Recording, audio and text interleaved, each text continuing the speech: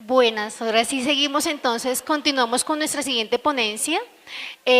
Para recordarles entonces cuál va a ser la dinámica como tal de esta siguiente ponencia y es, se va a trabajar en este horario hasta las 12 del día y posteriormente nuevamente nos dividimos.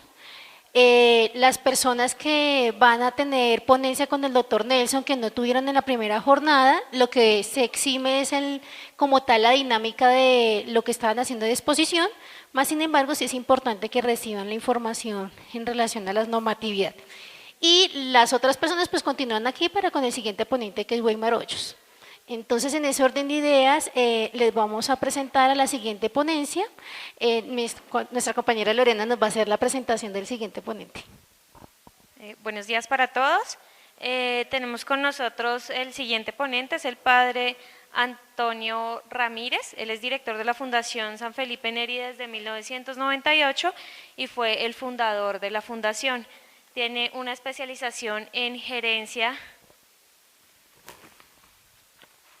de servicios sociales de la Universidad Luis Amigó y es gestor social integral de la Universidad Nacional de Colombia. Recibamos por favor al padre Antonio Ramírez.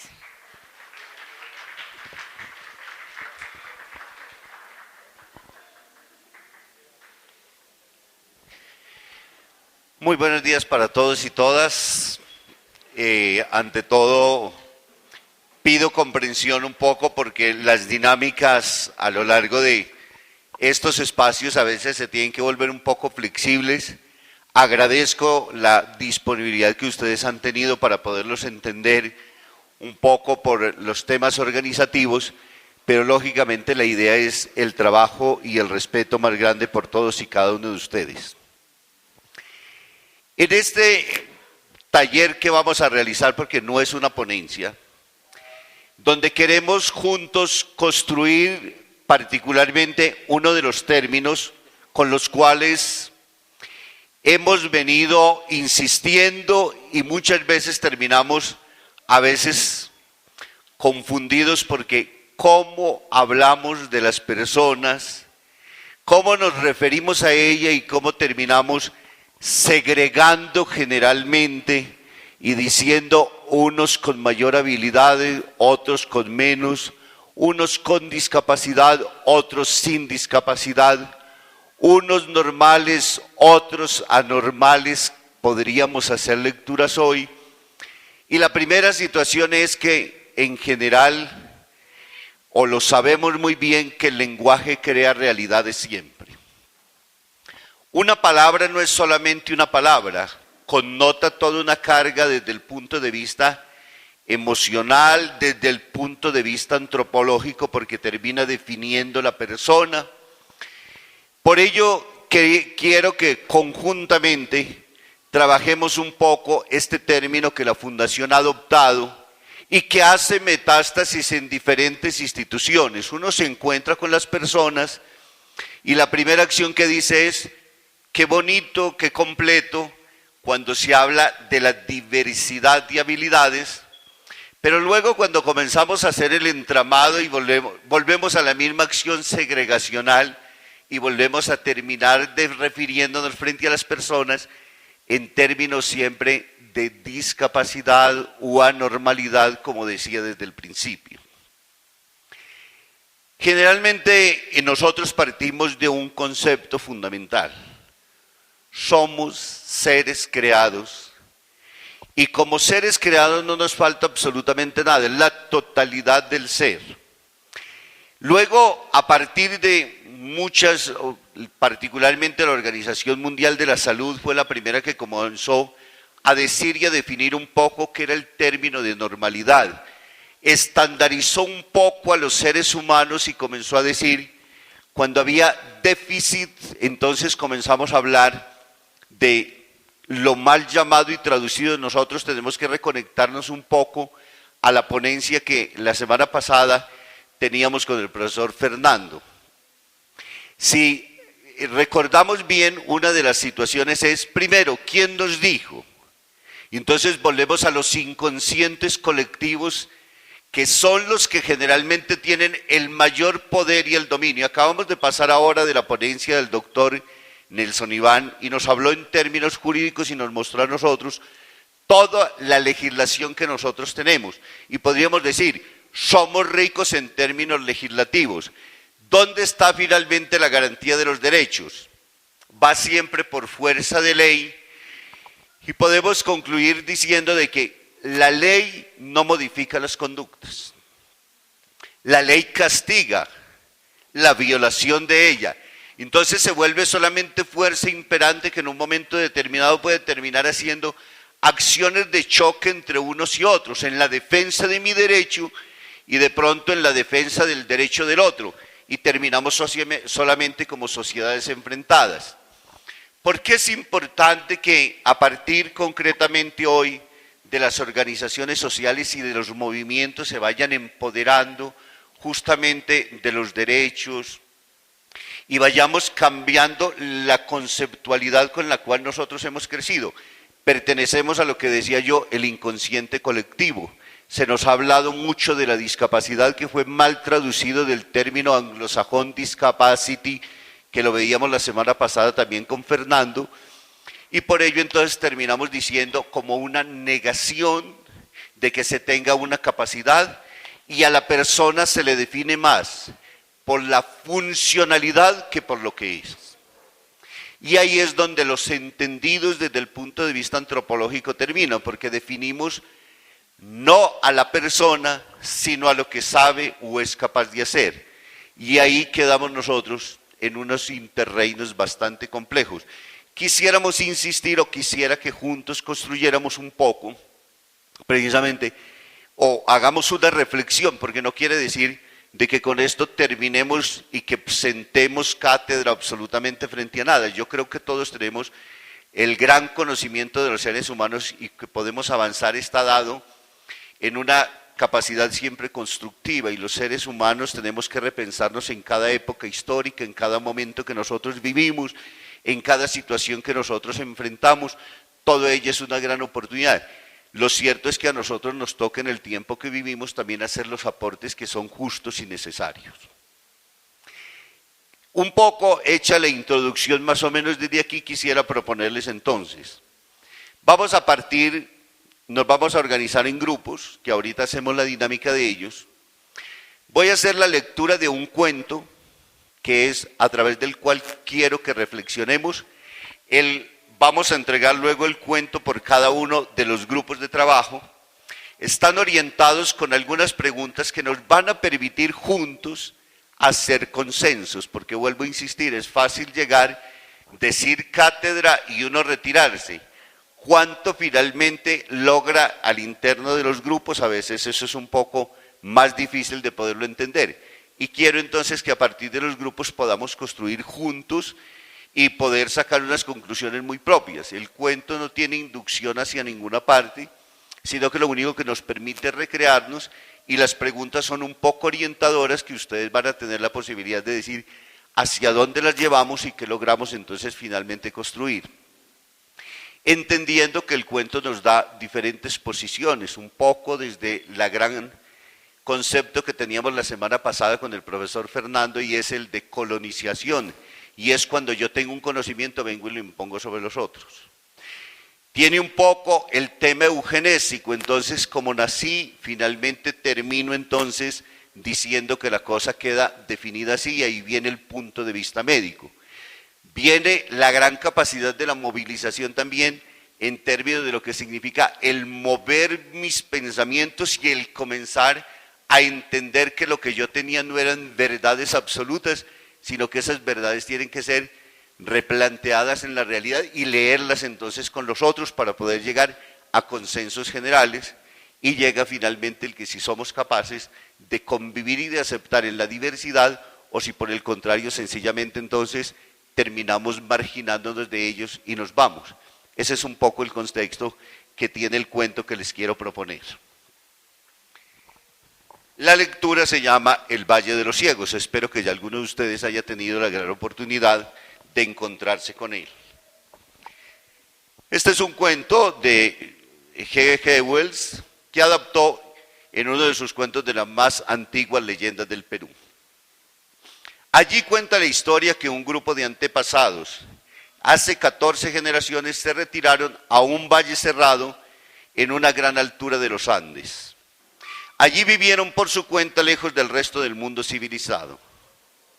Quizá por efecto de la altura, quizá por una enfermedad contagiosa o quizá por ambos factores combinados, aquella gente fue perdiendo gradualmente la vista, hasta que los habitantes del valle quedaron completamente ciegos. Continuaron su vida tranquilamente, sin embargo, al perder la vista desarrollaron los demás sentidos y se adaptaron a la situación. Oían cuando alguien se acercaba, reconocían a la persona por el sonido de sus pasos, podían incluso adivinar antes de que el otro hablase si estaba de buen o de mal humor, por el tono de su respiración o el latido de sus venas. Seguían el camino con el roce de sus pies y fijaban la madurez de la cosecha con la fragancia de los campos. Era un pueblo feliz. Ocurrió, sin embargo, que su tranquilidad se vio amenazada por un suceso inesperado. Un aventurero solitario se perdió por los Andes, llegó al Valle de los Ciegos y, llevado por la necesidad de sobrevivir, estableció contacto con aquel pueblo. Pronto cayó en la cuenta el explorador de que él era lo único con vista en la región y decidió quedarse para ayudar con su vista a los que no tenían y mejorar su género de vida. Imaginó que él mismo llegaría a ser el jefe del grupo, ya que en la tierra de los reyes, tuerto es el rey. Él tenía 2 ojos sanos y vista perfecta, y quiso comenzar por demostrarle las ventajas que eso tenía. Pero no resultó tan fácil como él se había imaginado. Se encontró, no sin gran sorpresa y desencanto, que no los podía convencer. Preparó pruebas, pero no resultaron. Les dijo que los rodearan en círculo y él escaparía aprovechando con su vista cualquier hueco entre ellos. Pero tenían el oído tan agudo y cerraban las filas en cuanto él se acercaba que no consiguió atravesar el cerco. Le ganaban a correr en los campos, pues sus oídos adivinaban el camino antes que los pies del otro.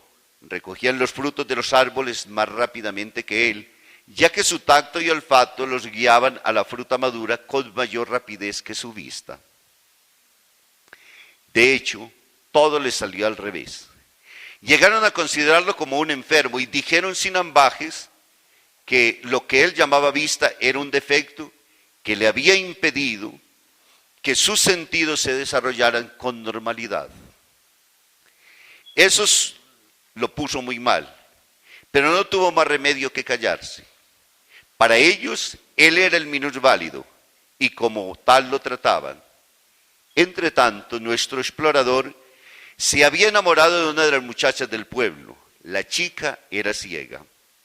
Como todos, pero él pensó que, una vez casados, podría llevársela a un sitio civilizado donde los médicos podrían devolverle la vista.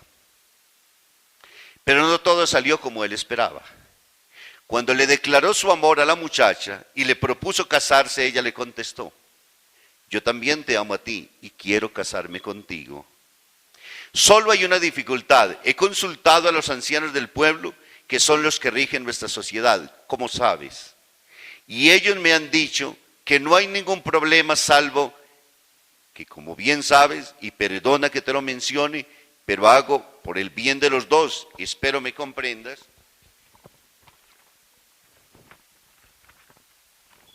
Tú tienes una enfermedad en los ojos que ha atrofiado tus sentidos. Y a mí, desde luego, eso no me importa nada.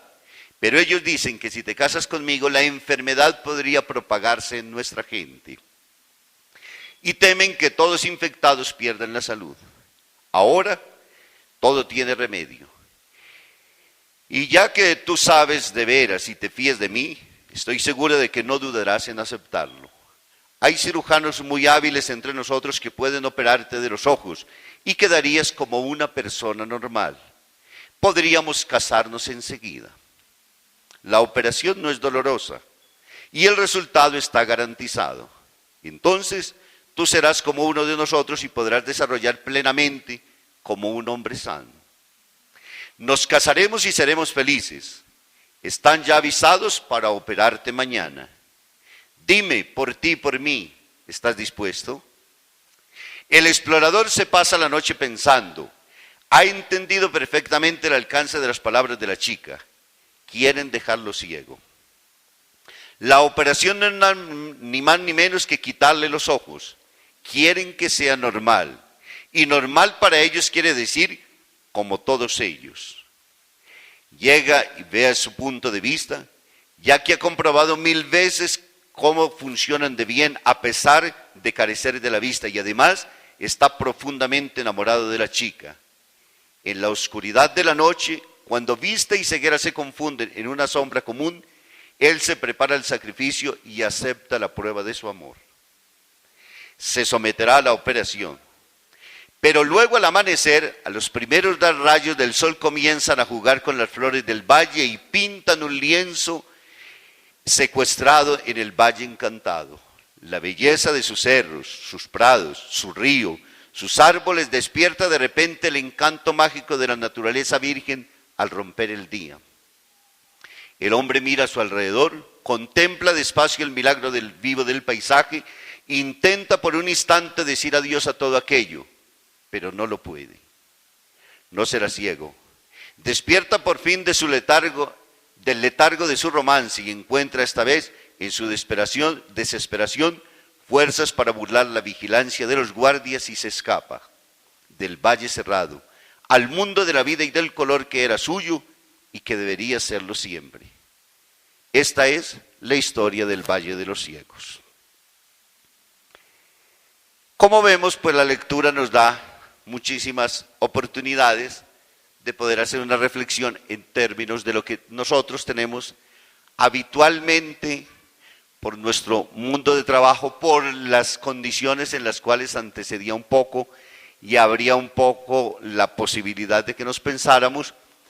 Ahora la idea es que en la libertad cada uno vamos a hacer 7 grupitos de trabajo, nos vamos a numerar de 1 a 7, de forma tal que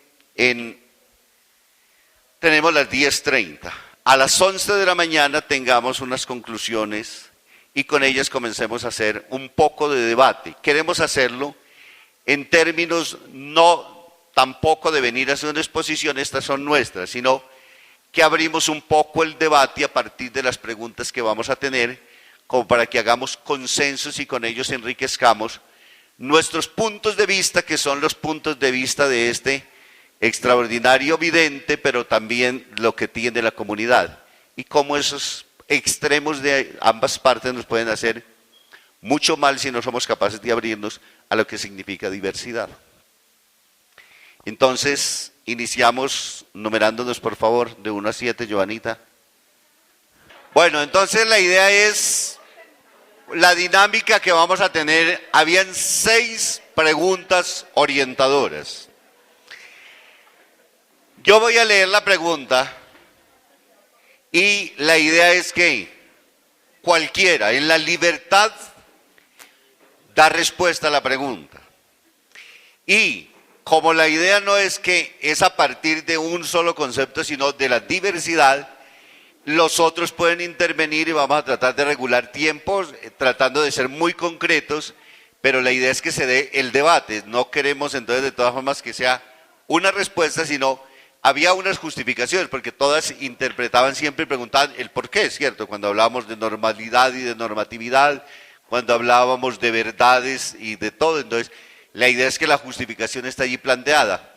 Entonces hay un micrófono disponible, a libertad se toma, se da respuesta y con ello entonces abrimos el debate. Entonces nuestra primera pregunta tenía que ver con cuál de las dos posturas. Sabíamos que solamente en discusión hay 2 situaciones, videntes e invidentes, no tenemos más. ¿Le parece que es más acertada y por qué?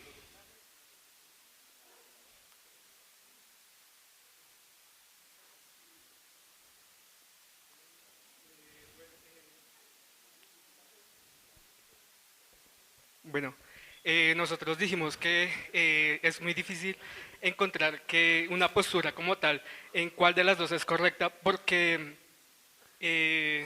es difícil generar un concepto de normalidad cuando se construye culturalmente a partir de diferentes habilidades. Entonces no es correcto para nosotros decir que una u otra postura es correcta.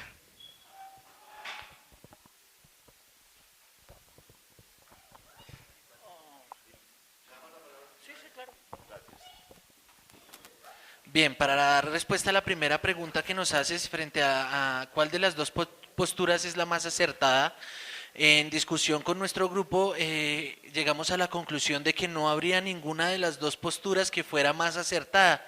Dependería mucho desde el concepto que se entiende desde norma o normalidad, y entendiendo esto, primeramente hay que captar la diversidad, entenderla y entender los diferentes contextos de cómo se viene presentando desde allí. Entonces no habría una postura realmente acertada frente a la situación que nos plantea, sino que hay que entender la diversidad del sujeto y desde allí comprenderlo.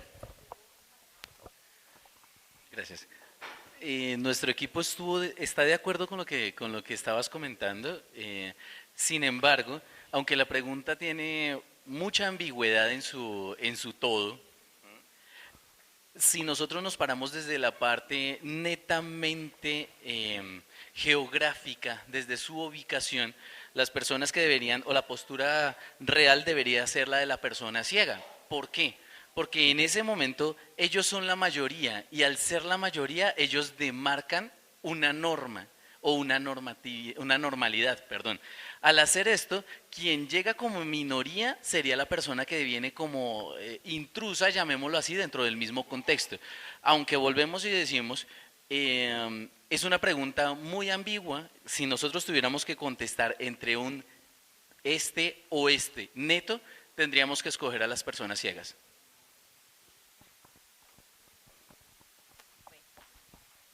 Dentro de lo que está hablando él, el grupo también llegó a lo mismo. Cuando hay una mayoría, la mayoría se toma como normalidad, y dentro de esas mismas costumbres empieza a crearse en esas normas para un sano vivir. Cuando se hace parte de una minoría, pues se busca, son como esas redes de apoyo para que lo vean. Entonces, pues estábamos hablando directamente del cuento, era en la historia que nos estábamos metiendo en el contexto. Si fuera desde el cuento, pues obviamente, sí, espera,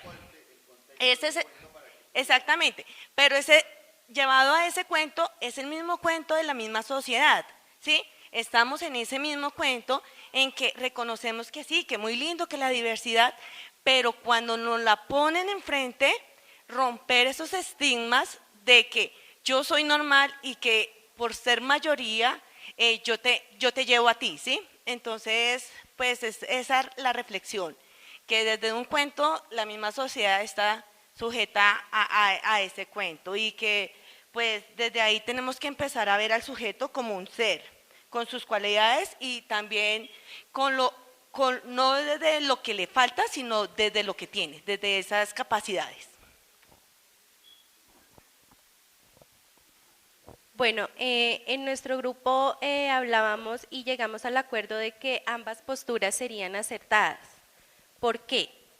Porque cada una de esas comunidades, tanto los ciegos como los videntes, desarrollaron sus habilidades de acuerdo a sus posibilidades, ¿cierto? Los que no veían construyeron una comunidad en la que podían hacer todo sin la necesidad de ver, y para ellos lo extraño o lo raro o lo anormal, por llamarlo de alguna manera, era el que veía, ¿cierto? Como el que veía fue el que llegó allí, pues para él era muy raro porque en su comunidad todos veían, ¿sí? Entonces lo anormal era que ellos no vieran, por eso cada uno de ellos pensaba en convertir al otro en lo que era normal para sí, ¿sí? Los ciegos querían que el vidente no pudiera ver, y el vidente quería que los ciegos vieran, ¿sí? Entonces ambas posturas serían acertadas, porque cada uno está hablando desde lo que conoce, desde lo que ha vivido y desde cómo se ha forjado su comunidad.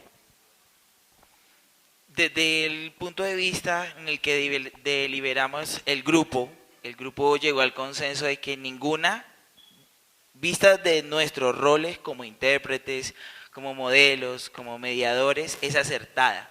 Se ha visto de la perspectiva de nosotros como mediadores de la comunidad en situación de discapacidad, ninguna de las posturas es acertada. Yo no puedo convertirte a que tú seas como yo, tú eres así y yo te voy a entender como tú eres. Por eso pensábamos que ninguna de las dos posturas es acertada, pues lo estaban viendo desde su punto de vista, así como decían mis compañeros. Resalto mucho el último comentario de la compañera, porque verlo desde lo que te hace falta a ti, hace que tú seas anormal, menor, inferior, diferente, y eso no está bien, ¿sí? Entonces, cabe resaltar que nosotros somos mediadores en la comunidad diversa que existe dentro de las instituciones educativas, ¿sí? Entonces no podríamos decir que hay una posición acertada en ninguno de los dos casos, visto de la perspectiva de nuestros roles como mediadores. Pero pues cada uno de ellos piensa que es acertada y nosotros deberíamos entender desde nuestro rol que esa visión que tienen ambos, pues de alguna manera tienen esa visión y yo la respeto porque es su visión.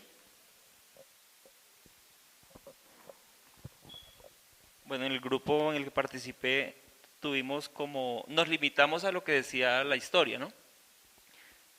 Dijimos que las posturas fueron radicales, aunque pues más la de la mayoría, pero se quiso buscar un punto de equilibrio en cuanto que había una pareja, tanto del vidente como de la chica ciega, que quisieron llegar como a un punto de equilibrio, pero se vio amenazada como la cultura del grupo ciego.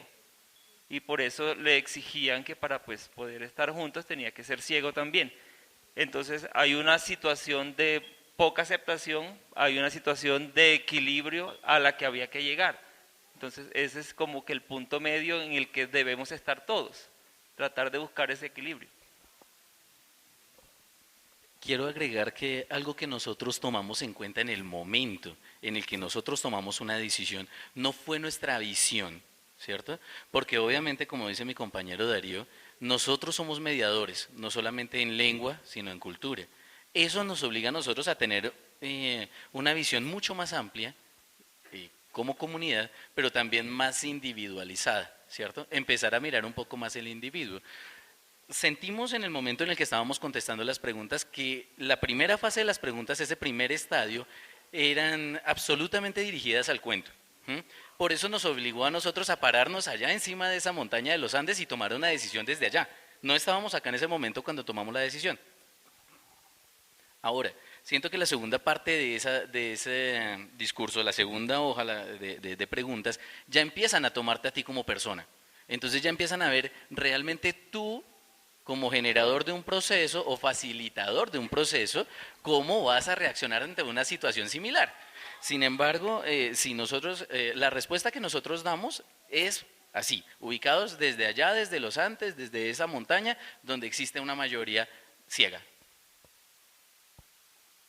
Vale la pena contar que esta primera es fundamentalmente para abrir la discusión, es decir, en términos del creciente de las preguntas hacia donde van dirigidas.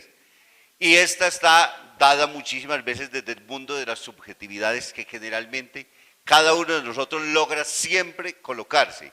La idea es que podamos romper el mundo de la subjetividad para poder abrirnos a un mundo de cierta objetividad que nos permita construir consensos y reconocer que la diversidad es un aporte, no una pérdida. La hemos visto siempre, generalmente cuando enfatizamos mucho de la discapacidad, hablamos siempre de una pérdida y por eso insistía mucho y refería la ponencia con la cual cerrábamos con Fernando la semana pasada, y es que siempre nos han quitado y nos han puesto es que no tienes, y carecemos de ello.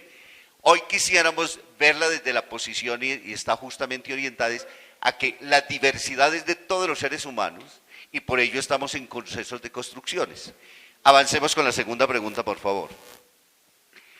La segunda pregunta tenía, ¿qué significa norma o normalidad para una comunidad ciega? Para el visitante, y ahora se abre entonces para ustedes. Para los ciegos era que sintieran los pasos del otro, reconocieran el sentir del otro solo con el latido del corazón, su respiración, reconocer cómo cultivar nada más oliendo el campo. Eso para ellos era normal. Para el vidente normal era ver. Y eso fue lo que llegó el grupo en consenso. Deliberamos y pues para él solamente era normal que ellos vieran. No necesitaban tener todos los sentidos, sino nada más ver.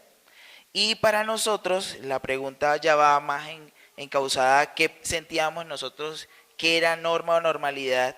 Y para nosotros se basa en la diversidad. Volvemos al tema de que no podemos pararnos en las dos posturas, ni darle crédito a la postura del vidente, ni darle crédito a la postura del invidente, sino decir, venga, yo soy mediador y yo te respeto a ti como vidente y yo te respeto a ti como invidente. Respetar al otro, viéndolo a él como un sujeto que tiene derecho a pensar y a tener su punto de vista. Muy bien. Nosotros marcamos algo muy similar a lo que escribió el grupo de Darío. Cuando nosotros hablábamos de la comunidad ciega decíamos, bueno, su norma es no ver pero potenciar sus otras habilidades, ¿cierto? Entonces agudizar más su oído, agudizar más su tacto y todo esto con el fin de maximizar lo que hay en su espacio, o sea, el aprovechamiento del espacio desde otra modalidad o desde otra visión, entre comillas. Cuando hablábamos del visitante dijimos, bueno, para él lo obvio era ver, porque él potencializó tanto su vista que empezó a desmejorar sus otras habilidades, ¿cierto? O sus otros sentidos. Para nosotros, dentro del grupo fue ver, entre comillas. ¿Qué queremos decir? No es solamente ver a la persona, sino empezar a analizar los potenciales de cada persona. Cuando nosotros hacemos eso, hablamos precisamente de aceptar una diversidad. Entonces, no es estandarizar una norma, ¿cierto? No es crear una regla, sino es decir, cada quien tiene una potencialidad diferente, pero complementaria que de seguro va a servir para el desarrollo de una comunidad. Entonces, nos basábamos básicamente en eso, en una visión, no una visión real, sino una visión subjetiva. Es decir, mirar lo que tiene la otra persona que pueda complementar a la misma población, comunidad. Muy bien.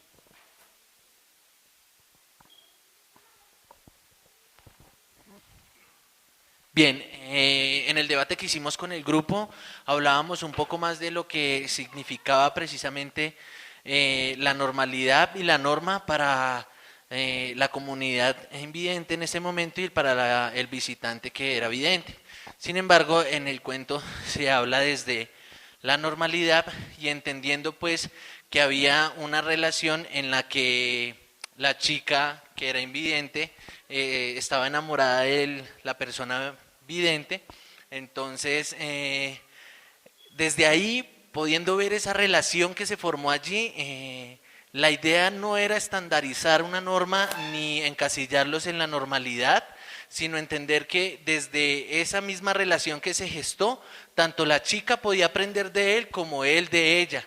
Y entendiéndolo desde ese punto de vista, no podríamos encasillarlo entre una norma o lo normal, sino entendiéndolo más desde el sistema mismo, como se viene gestando y como las propias relaciones interpersonales podrían permitir la relación desde, no solamente entendiéndolo desde un punto de vista de comunidad o desde quién tiene o no el poder sobre uno o sobre el otro, sino poder entender su diversidad y trabajarlo desde allí, entendiendo que el progreso en sociedad va mucho más desde trabajar en sociedad y que nos ayude pues a cada uno de nosotros.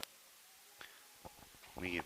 Bueno, ya se adelantó un poco a la pregunta siguiente, que es la que va comenzando a ir moviendo un poco de posiciones y a tratar de entender un poco. Sí, le agradecería porque queda mejor ubicada de todas formas ahí el hecho de que esté al centro. Gracias. No, tranquila. No, es que lo que pasa es que ya estaban aquí entonces algunos de los... Gracias. Bien, avancemos por favor entonces. Listo. Nosotros vimos normalidad y la entendimos en el contexto de las costumbres, que pues ellos tenían como un pueblo ciego, la costumbre que el visitante traía y pues nuestra costumbre de ver, de nosotros como pues lectores del cuento. En eso nos basamos, más bien en la costumbre, y como el dicho popular que dice que una costumbre hace ley, pues La Así es. norma para ellos era lo que ellos hacían, que si sabían que la cosecha estaba lista para recoger por el olor, o que sabían que la persona que venía quién era por cómo caminaba, por el sonido de sus pasos y así. Entonces eso hacía una norma para ellos. Entonces en eso nos pasamos nosotros pues para decir que para los ciegos su norma era lo que ellos vivían, el contexto en el que ellos se movían. De hecho, cuando llega el visitante, él quiere ser su líder. De hecho no lo logró, ¿cierto? Pues porque no cupo dentro de las normas, dentro de la normalidad para los ciegos. En eso pues nos pasamos nosotros. Que después miraremos un poco ese sentido de colonialismo que queremos tener siempre, y en virtud de ello, que apunta también precisamente la pregunta misma. Bueno, nosotros en nuestro grupo vimos la norma o normalidad a partir de la cultura. Para las personas, pues para la comunidad ciega, la cultura era desarrollar sus sentidos, con el cual podían identificar todo lo que estaba a su alrededor, todos los sentimientos, incluso a partir de las otras habilidades. Obviamente para el visitante, pues su cultura era totalmente visual, entonces él lo que más desarrolló pues fue su vista. Y en cuanto a nosotros, pues siempre llegamos a la conclusión de que cada uno de nosotros vimos la normalidad, el desarrollo de nivel personal dentro de una sociedad y reconocer a las otras personas con diferentes habilidades, con diversas habilidades. Bueno, hablamos de las normas, ¿sí? de esas habilidades que empieza a adquirir la comunidad ciega para poderse desarrollar en una sociedad. Entonces, es a partir de saber o valorar esas habilidades que aprenden a adquirir para suplir sus necesidades. Y la de la comunidad vidente, pues que también tiene sus propias habilidades porque las ha adquirido según sus necesidades. Entonces, viendo esas dos cosas, es colocar la postura de que el vidente tiene sus propias normas porque las ha creado, porque las necesita, porque se rige bajo esas normas para poder desarrollarse como ser humano, y los videntes también. Entonces, no es decir que la norma o la normatividad que tiene la persona ciega y la vidente no es válida, no se podría decir, porque los dos lo que están buscando es un desarrollo personal. Entonces, por ello se crea la normatividad. Bueno, en nuestro grupo tomamos la normalidad como la igualdad de la mayoría, ¿sí? Entonces, para la comunidad ciega, la normalidad era que la mayoría fueran ciegos.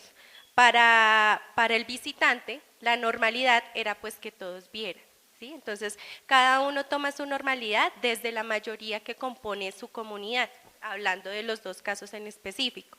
Y para nosotros, la normalidad debe ser la diversidad, ¿sí? Todos somos diferentes desde nuestra conformación familiar, desde nuestra comunidad y nuestras costumbres. Entonces, desde ahí, la normalidad para nosotros es la diversidad. Allí cuando hablábamos de normalidad estábamos, y yo le explicaba a uno de los grupos, es decir, esta es la forma de ser nuestra. Lo grave es cuando queremos normatizar y decir, es que para poder ser igual tiene que ahora entonces sencillamente hacerse uno de los nuestros y no aceptar finalmente eso que se vuelve enriquecimiento para los otros. Cuando yo normatizo, obligo al otro a que tiene que estar en el mismo canasto y entonces no permito que se exprese justamente esa misma acción que se tiene que ser enriquecedora en una sociedad de hoy de más de 7.000 millones de hombres que poblamos la tierra. Entonces la riqueza tiene que estar dándose desde ahí. Y es como tratar de movernos un poco para que no normaticemos absolutamente tanto. Recuerdan que yo decía que la ley indudablemente castiga el hecho de que yo no la cumpla, ¿cierto? Pero eso no significa de ninguna manera que yo haya cambiado de conceptos.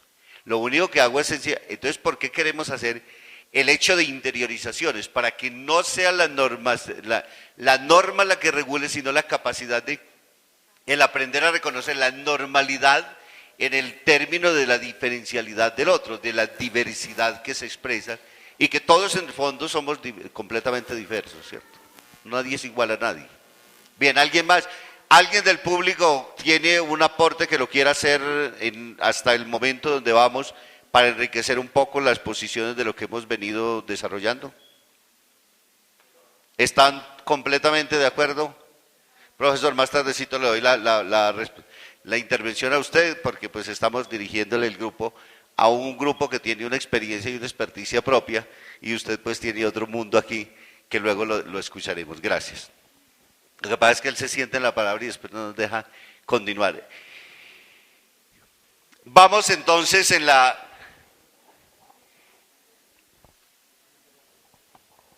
tercera pregunta estaba planteada. Perdón.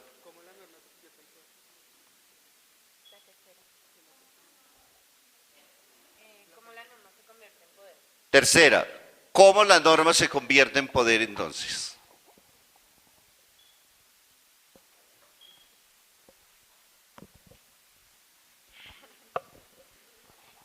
Bueno, en nuestro grupo llegamos a la conclusión que una norma se convierte en poder cuando una gran mayoría de personas lo aprueban, creen, respaldan y para ello se vuelve obligatorio.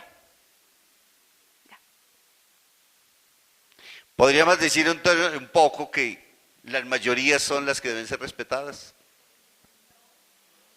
¿Ah? Porque es que si lo planteamos bajo ese entendido es, el poder lo tiene el 50 más 1, ¿cierto? Entonces, el menos del 50 más 1, por debajo del 50 estamos en pérdidas. ¿Es ese realmente el derecho y el poder que tiene que existir?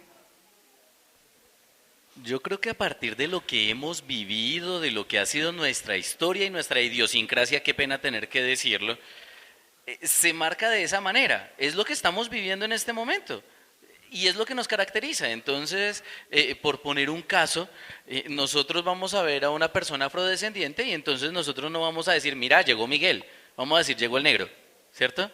Entonces, es algo que ya se ha marcado desde una construcción cultural. ¿Por qué? Porque como aquí me voy a leerlo, dice que nosotros estandarizamos la norma cuando hay una población mayoritaria. Y eso, digámoslo así, eso ya va en nosotros. Eso viene ocurriendo de padre, hijo, nieto y de ahí en adelante. Sin embargo, es justamente ahí donde nosotros tenemos que entrar a romper ese paradigma. No podemos centrarnos únicamente en decir las características de esta persona. Llegó el gordo, llegó el flaco, ¿cierto? Llegó, si no tenemos que decir, llegó Darío. Llegó Manuel, llegó Jaime, porque tenemos que empezar a ver el individuo como su persona, como lo que es, no como sus características o sus rasgos. Entonces, básicamente todo se marca desde un estándar, según lo que analizábamos en el cuento. Ahí surgen las dos posiciones fuertes, ¿cierto? Y una es, como bien lo relees, y es el concepto de persona, pero otro es el poder que adquiere la cuantificación de ellos mismos. Perdón, ya te damos la palabra. Primero Darío. Sí, el grupo deliberó y hablando de cómo convertirse en poder, decíamos que la norma se convierte en poder cuando está pensada desde la mayoría. Ahí es donde llega y llega esa hegemonía de la palabra poder, cuando ya cuando todos están en consenso y dicen, no, esa es la norma, pero pues no tienen en cuenta la mayoría. Pensándolo también, la norma de alguna manera ayuda a que se regulen ciertas actitudes y va de alguna manera a trazar como la línea de cómo debe seguir una persona. De ahí es que se llama norma, ¿sí? Pero eso no significa que la norma debería menospreciar a las minorías. Sí, eso es en lo que no estamos de acuerdo, pero se convierte en poder cuando está pensada desde la mayoría. Muy bien. Nosotros miramos la norma más desde una conducta marcada por el contexto cultural, no tanto de mayoría o minoría. Simplemente el que no encaja en el contexto está contra la norma, así lo planteamos nosotros. Básicamente eso fue lo que miramos, una norma como un contexto cultural, como una conducta que la persona que llegó no se ciñó a esa norma, entonces está en contra. Entonces ahí viene el poder, simplemente se le castiga o se le excluye o se le limita porque no está enmarcado en ese contexto. Pero que es un poco más o menos la misma cosa, ¿cierto? Porque es que la historia cultural es que el 50 más 1 ha sido siempre el que ha dominado. Tú.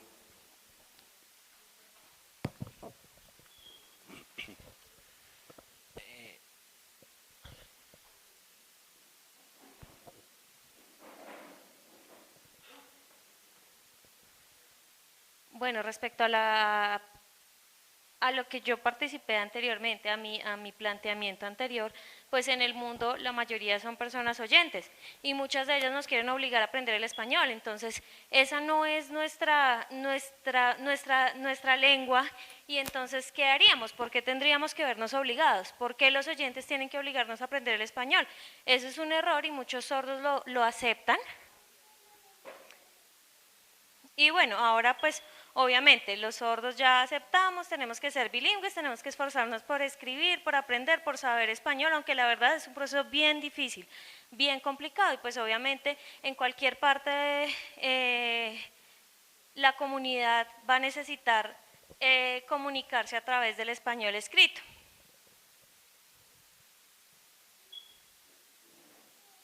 Y los sordos, pues obviamente con todo el proceso y en todo lo que nos han venido obligando, pues ya sabemos español y nos comunicamos así, pero los oyentes no saben lengua de señas, entonces nosotros sí aceptamos que nos toca ser bilingües, pero los oyentes cuando uno se encuentra con ellos no saben lengua de señas y de igual manera no nos podemos comunicar. Entonces yo pregunto, ¿por qué, no sé, el gobierno, la comunidad, todos los que tienen que ver con el tema de la discapacidad o la tecnología, por qué no son capaces también de crear en lengua de señas y siempre lo que dicen es, ay, qué pena, yo no sé, entonces yo no estoy de acuerdo con eso, porque entonces nos obligan a nosotros, pero ustedes también deberían aprender, si nosotros somos bilingües, ustedes también tienen la capacidad de aprenderlo, ¿no?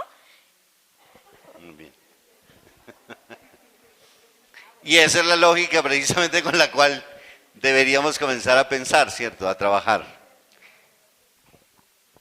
Bueno, nosotros vimos ese poder desde el conocimiento. Y el que tiene conocimiento dentro de una comunidad, pues tiene el poder. Y con ese poder, pues hace sus propias normas, beneficiando a la comunidad. Entonces, pues dentro de ese poder también hay unos hábitos, unas costumbres y la cultura, que son las que como que están ahí presentes. Entonces, pues esa era también la reflexión. Entre mayor conocimiento hay de la diversidad, pues más fácil podremos educar a las generaciones futuras para que podamos apoyar lo que dice la compañera. ¿Alguien más? Me voy a saltar la pregunta número 4 porque creo que de alguna manera ya ha estado a partir del diálogo un poco y de la reflexión indudablemente respondida. Quisiera saltar a las 5. ¿Qué hace a una persona diferente? ¿Cómo la leyeron ustedes allí? Bueno, en nuestro grupo creemos que se hace una persona diferente el hecho de que existan otras personas. No más con el hecho de que exista otra persona, esa persona ya es otro mundo, otra esencia. Ya. Bien. Por favor. Darío. Sí, el grupo consideró importante decir que pues, la diferencia no solamente data de ser humano, porque pues de ahí empieza la diferencia, ser humano es ser diferente. Pero también resaltábamos que existen unas características, existen unas creencias, ideologías políticas, ideologías religiosas, existe una cultura, existe un contexto y todo esto hace al ser humano diferente. Pero ¿no será justamente toda esa cantidad de normatividad la que nos lleva precisamente a que perdamos la esencia de lo común, que es el hecho de ser personas antes que denominarnos yo soy rojo, yo soy azul, yo soy verde, yo soy de la Champions, o no me interesa sencillamente para los que están sufriendo ahora con ella por tiempos, lo que nos ha llevado a tener ese tipo de posiciones tan fuertes? Precisamente ahí usted estaba comentando una palabra que para nosotros fue esencial y es la esencia. Es decir, nosotros veíamos cómo cada persona tiene un desarrollo o una construcción de personalidad, una cosmovisión diferente, una potencialidad en habilidades totalmente diferentes. Por eso no podríamos nosotros hablar precisamente de un estándar, porque no existe un estándar. El hecho de que algunos tengamos cosas en las que nos parecemos no significa que haya un estándar. De ahí la importancia de utilizar esa palabra, la esencia de la persona. Muy bien.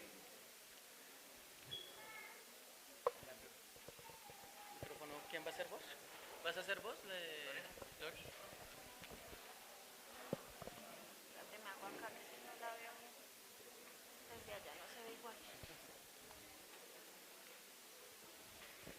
Perdón, qué pena.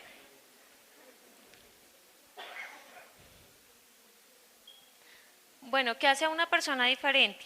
Yo creo que realmente nada en particular. En la sociedad tenemos muchos paradigmas y señalamientos, por ejemplo, depende de la religión. Yo hace mucho vi que en alguna religión decían, ay, es una persona que está completa, ay, entonces sí es bueno, pero si le falta algo es pecado, es un pecador. Depende, por ejemplo, de los filósofos. Entonces, las teorías filosóficas dicen que tienen como el concepto de las capacidades de una forma diferente, depende de las religiones, porque pues la religión tiene poder indiscutiblemente, y la gente también acepta como la normatividad que se le impone.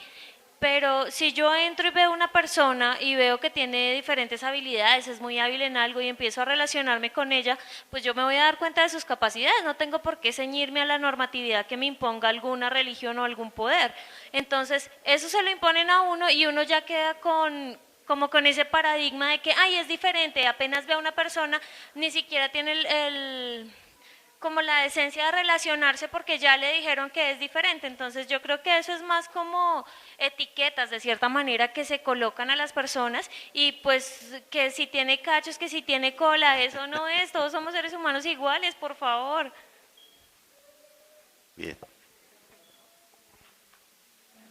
¿Alguien más quiere dar respuesta a esta quinta pregunta? ¿O ya estamos de acuerdo? Bueno, la 6 yo creo que pues se vuelve la más enriquecedora de todos y nos coloca un poco hacia donde conductivamente los he ido llevando a través del taller, ¿cierto? Y plantea, ¿todos tenemos habilidades para desarrollar todas las tareas? Por aquí gritan sí.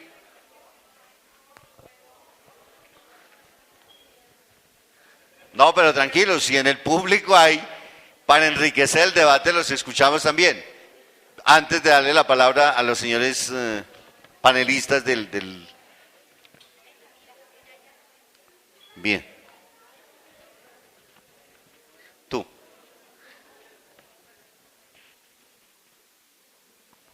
Nosotros opinamos que sí. Todas las personas estamos en la capacidad de desarrollar todas las tareas. ¿En qué radica la diferencia?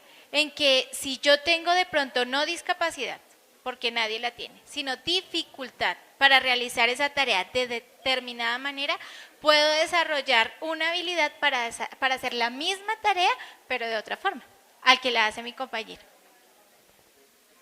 Se abre así la discusión entonces de todas formas de lo que... Aquí estamos en un concepto fundamentalmente antropológico, es decir, de la concepción de ser y en ello también de los atributos que cada uno tiene como tal. A ver.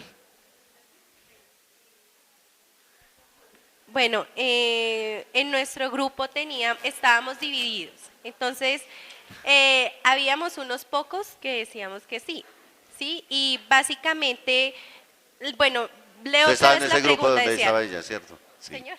Estaba en el mismo grupo de ella. No. No, bueno, 7. listo. Entonces dice, ¿todos tenemos habilidades para desarrollar todas las tareas? Yo digo que sí, porque yo puedo hacer cualquier cosa, yo no sé tocar piano, pero si yo estudio puedo desarrollar la habilidad para tocar piano, ¿sí? Pero entonces habían algunos compañeros que decían que no. ¿Por qué? Porque ellos escriben, porque todos presentamos diferentes habilidades y las tareas, por más que se adapten, no siempre son accesibles a las habilidades del sujeto que las pretende desarrollar, ¿sí? Entonces estábamos divididos en esas dos. Muy bien. A ver, enriquezcamos el debate aquí sobre esta pregunta. Sí. Nosotros dejamos algo en claro, y es que si estamos hablando de todos, ¿cierto? De una comunidad, claro, obviamente. Y todos como individuos, pues vamos a tener ciertas dificultades en algunos momentos. Ahí tienen que entrar unas cosas que se llaman apoyos o adaptaciones. Si nosotros entramos a hacer apoyos o adaptaciones dentro del entorno, podemos potencializar una capacidad. Por eso mismo nosotros comentábamos dentro del grupo que sí, si hablamos de todos podemos hacerlo, que algunos van a requerir de ese tipo de habilidades, de apoyos o de adaptaciones, sí, pero sí se puede lograr. Pero entendemos todos, es como yo en mi individualidad pensar de que soy el que me basto absolutamente en la universalidad para no depender de nadie, ¿cierto? Es Darío. Sí, en realidad nosotros pensamos que no todos tenemos las habilidades para desarrollar todas las tareas. Posiblemente esas tareas tengan unas barreras y se necesiten unos ajustes razonables para poder llegar a alcanzar entonces la posibilidad de hacer esa tarea. Las habilidades, todo depende de las inteligencias múltiples y Garnet hablaba acerca de que cada uno tiene cierto tipo de inteligencias más desarrolladas, por ende ciertas habilidades más desarrolladas, pero para poder hacer la tarea ya se necesitan unos ajustes razonables. Precisamente mis compañeras de allá me estaban haciendo caer en cuenta que hay ciertas discapacidades, por ejemplo en la discapacidad cognitiva, no te permite hacer ciertas tareas porque no hay un ajuste razonable para que tú hagas esa tarea, ¿sí? Entonces se necesita un entorno adecuado para que se elimine esa barrera y yo entonces poder aplicar o hacer esa tarea de acuerdo a mis habilidades, ¿sí? ¿Sí me hago entender? O sea, a pesar de que todos tenemos ciertas habilidades, no podemos hacer todas las tareas desde la universalidad. Yo no puedo hacer todo porque necesito a otra persona que también me apoye para poder hacer eso. Si el contexto no está dado para que yo llegue a hacer esa tarea, no puedo hacerla, por más ganas que tenga, por más deseos, ¿sí? Por más voluntades. No puedo hacerla porque la barrera es el contexto, ¿sí? Entonces se necesita un ajuste razonable en el contexto para poder yo hacer la tarea por más habilidades que yo tenga. ¿Sí? Bueno, cuando dice todos tenemos habilidades para desarrollar todas las tareas, en nuestro grupo dijimos que no, por el simple hecho de que todas las personas somos diferentes, al punto que estábamos hablando ahorita, de que todos tenemos capacidades diferentes, habilidades diferentes, y eso nos hace desarrollar ciertas habilidades y no todos estamos capacitados en cierta manera para desarrollar todas las tareas, o si no todo el mundo sería político, todos seríamos intérpretes, todos seríamos mediadores, todos seríamos profesores. Entonces nosotros como comunidad estamos desarrollando diferentes habilidades para aceptar diferentes tareas y así conformar una sociedad que funcione, porque si todos hacemos lo mismo y todos nos obligamos a hacer lo mismo, a desarrollar las mismas tareas, no habría un complemento como tal. Entonces por eso nosotros dijimos, hay personas que tienen más habilidad para ciertas cosas y que a otras personas. Entonces por eso nosotros dijimos, no todos tenemos las habilidades para desarrollar todas las tareas. En el grupo también dijimos que no todos teníamos las mismas habilidades, porque pues tiene que partir primero pues de un gusto, de un interés, de un conocimiento, y pues qué rico que todos pudiéramos hacer todas las tareas, pero eso también nos llevaría a una individualidad. Y lo que se busca es crear redes de apoyo, de yo apoyarme en el otro y crecer como persona, que eso es lo que yo creo que la sociedad está necesitando, no creerse único, y sí, o sea, se puede llegar a desarrollar una habilidad, pero también se tiene que pensar como en esa emoción y en ese sentimiento y en la necesidad que le aporte esa tarea a su vida.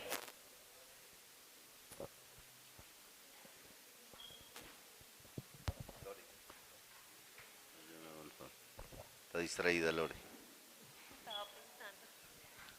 Bueno, nosotros decimos que sí, tenemos las habilidades, obviamente depende de las habilidades propias de cada persona y pues sus habilidades, algunos tienen más habilidad manual, pero pues en realidad todos somos capaces de hacerlo.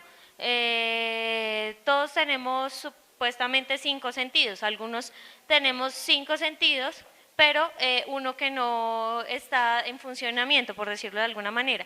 Entonces nosotros consideramos que, por ejemplo, todos los días, las personas que escuchan y ven todos los días, entonces desarrollan sus sentidos visual y auditivo más que los demás. Entonces, cuando ven una persona que se expresa de una manera diferente, como los sordos, que utilizamos mucho más la percepción visual, dicen, wow, pero usted tiene mucha habilidad. Pues claro, porque yo desarrollo en otro nivel ese tipo de sentidos, porque pues gracias a Dios que nos dio los sentidos que tenemos, el olfato también nos ayuda, las manos, el tacto nos ayuda a sentir las cosas y pues también a poder interiorizar, y pues tenemos las habilidades, así no tengamos todos los sentidos en funcionamiento. Muy bien. ¿Algo más? Pues yo creo que el poder reside en la comunidad, no en la individualidad, y creo que ese ha sido un poco como el aporte, y es aprender a reconocer que somos diversamente hábiles todos y que el hecho de la sumatoria de todos es el que da la gran riqueza, y la capacidad es el que seamos capaces de abrirnos. El taller tenía como interés, era fundamentalmente que reflexionáramos y reconociéramos un poco, primero, que el mundo del subjetivismo en el cual generalmente nos movemos, pues nos empobrece muchísimo. El aprender a ser un poco más objetivos, y es conocer contexto, porque nosotros vemos generalmente texto, juzgamos sin contexto, y ahí tenemos una grandísima dificultad. Uno puede ver ciertas acciones, pero si no logra entender el contexto en el cual se mueve, pues ha perdido absolutamente todo. Nos invita y nos mueve finalmente a ello. Creo que hay una gran riqueza, y es que al interno del cuento, pues hubo posiciones que se movieron, ¿cierto? Para la chica era de que a ella no le importaba que el otro fuera enfermo, ¿cierto? El hecho de ser ven. Para el otro era sustraerla de una comunidad para poder normalizar entonces finalmente la cosa y poderla juzgar desde ahí. A la final, lastimosamente, terminan siempre en el mismo mundo donde están, separados, porque no hay la gran capacidad de aceptar lo que significa diversidad. Eso nos puede estar pasando a nosotros, y eso pasa en los contextos, lastimosamente, desde el punto de vista nacional, familiar, a partir de los colegios y de los espacios donde nosotros estamos. ¿A qué estamos invitados? A que aprendamos a abrirnos un poco mentalmente y aprender a reconocer al otro con todo el valor y la potencialidad que tiene, entendiendo que no todos somos capaces de hacer todas las cosas, que siempre necesitaremos de algo. Somos seres interdependientes, por eso nos hicieron seres comunitarios, y necesitamos siempre del otro. Porque por más fuerte que podamos ser en cierta habilidad, pues lastimosamente nos quedan muchas de las cuales hacen falta para nuestra propia vida, para poder enriquecer el entorno en el cual vivimos. Les agradezco muchísimo la participación, siendo rigurosos y respetuosos entonces con el tiempo de mis compañeros.